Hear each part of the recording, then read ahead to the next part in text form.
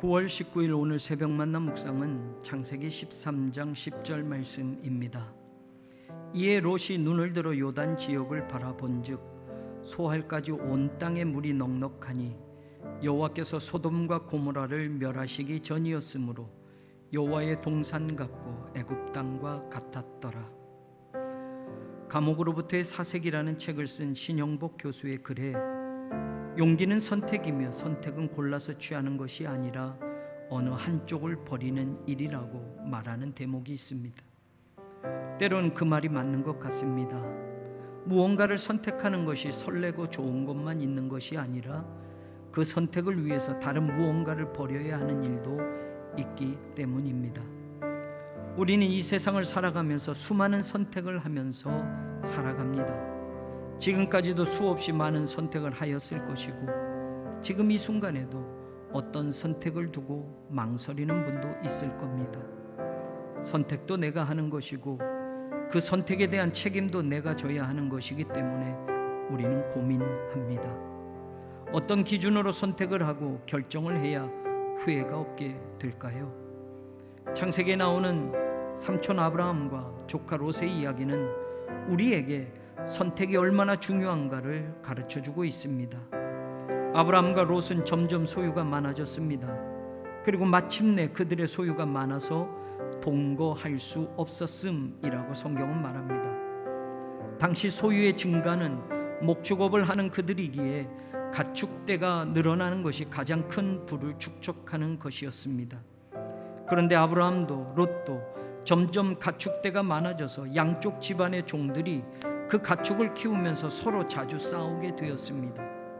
삼촌도 조카도 부자가 되었는데 결과는 그 많은 소유 때문에 같이 살 수 없게 되었습니다. 그러고 보면 부자가 된다는 것이 다 좋은 것은 아닌가 봅니다. 아버지를 일찍 여의게 된 조카가 불쌍해서 함께 살아왔는데 이제는 서로가 가진 것 때문에 같이 살 수가 없어 헤어지게 되었습니다.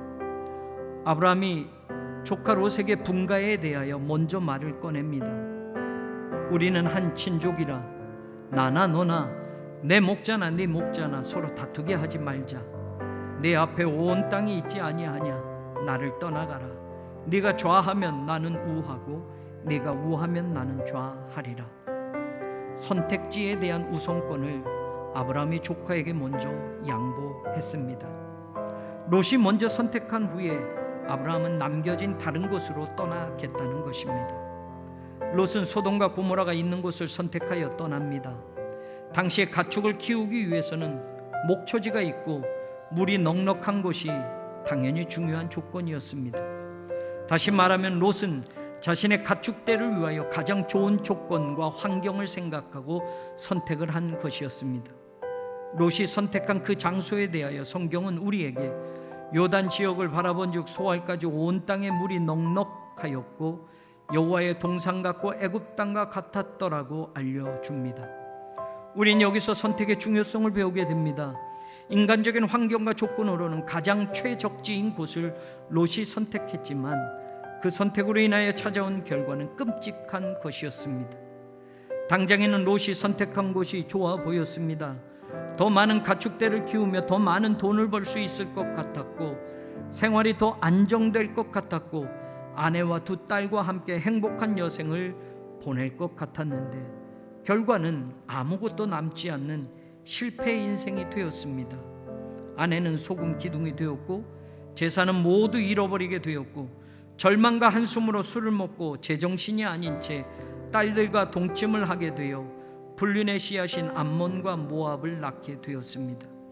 그 후손들은 아브라함의 후손인 이스라엘과 역사 속에서 수많은 전쟁에서 만나야 하는 악연이 되고 말았습니다. 그의 선택이 왜 잘못되었습니까? 롯은 눈으로만 선택했기 때문입니다. 10절을 보면 롯이 눈을 들어 요단 지역을 바라본즉 이라고 말해줍니다. 눈은 망막 뒤에 약 125만 개의 간상세포로 흑백을 구분하고 약 7만 개의 원추세포로 원색을 구분합니다. 그러나 눈으로 볼 수 있는 것에는 한계가 있습니다. 너무 밝아도, 너무 어두워도, 너무 멀어도, 너무 작아도 잘 못 보고, 또 보더라도 착시 현상을 일으키는 경우도 있습니다. 롯은 자신의 선택의 기준에서 눈으로 볼 수 없는 것들을 한 번도 생각해 보지 않았습니다. 가령 배우자를 선택할 때 눈으로만 결정한다면 그 선택은 위험할 수밖에 없습니다. 큰 키, 날씬한 몸매, 오똑한 콧날, 큰 눈, 입고 다니는 옷, 타고 다니는 자동차, 우리가 배우자의 조건으로 당장 눈에 보이는 이런 것들을 우선시할 때가 있습니다. 겉으로 보여지는 것을 가지고 사람을 판단하기 때문에 어떻게 해서든지 눈으로 먼저 보여지는 부분을 비싼 것으로 꾸미고 남들이 부러워하는 것으로 꾸미려고 합니다. 그 사람의 마음, 생각, 인격, 믿음은 당장의 눈으로는 보이지 않습니다. 그래서 선택이 잘못된 방향으로 흘러갈 수 있습니다. 눈으로는 그 사람의 겉만 볼 수 있습니다. 눈으로만 보면 인생의 자리에서도 당장의 이익과 손해를 먼저 계산하게 만듭니다. 눈으로 볼 수 없는 것을 보는 것이 신앙이고 그것을 선택하는 것이 믿음입니다. 롯은 이것을 놓쳤던 것입니다. 성경은 롯이 보지 못했던 사실을 말해줍니다. 소돔 사람은 여호와 앞에 악하며 큰 죄인이었더라. 당장의 선택에서는 롯이 이 모습을 보지 못했다 쳐도 그곳에서 살면서 느꼈을 것이고 알게 되었을 것인데, 어쩌면 소유를 위해 선택한 삶은 그것을 애써 외면하게 만들었는지 모릅니다. 이곳에서 더 많은 가축대를 키우며 부자로 살아갈 수만 있다면 그것이 중요하지 않은 것이라고 생각하며 자신의 선택에 대한 합리화를 하며 살아갔을지도 모릅니다. 신앙인은 어떤 선택이든 경제적 손익 계산의 눈으로만 결정해서는 안 됩니다. 어떤 결정을 할 때도 신앙인은 언제나 What would Jesus do? 예수님이라면 어떻게 하셨을까?